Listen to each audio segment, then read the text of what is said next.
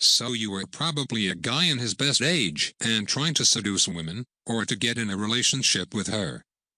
You probably doing it wrong like the most men and chasing her.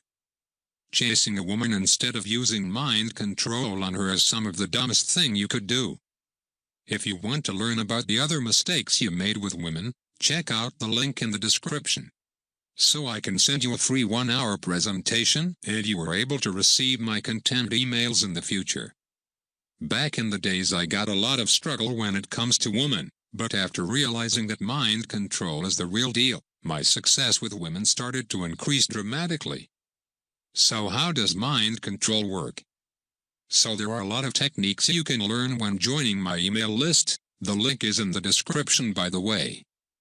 But let's start with a really good mind control technique. It's called temp repulse trap. It is using the fact that the subconscious mind of a woman always trying to get something she could not have. It is an evolutionary fact that women chase things they cannot have.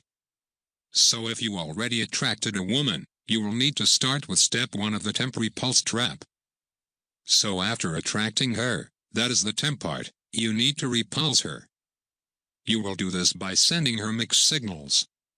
This is where the mind control starts. You will say something positive, but a few seconds later, you are going to relativate it.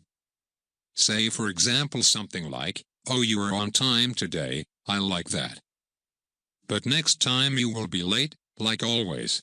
This depreciation after a compliment works wonders on her subconscious mind. In the moment you are using depreciation, she will feel that you have stopped trying to have sex with her. In this state of feelings, she will stop having the defense mode on.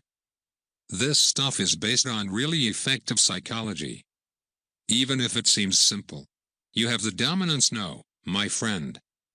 If you want to learn more about this topic, click the link in the description, put your email address in, and I will send you everything relevant via email.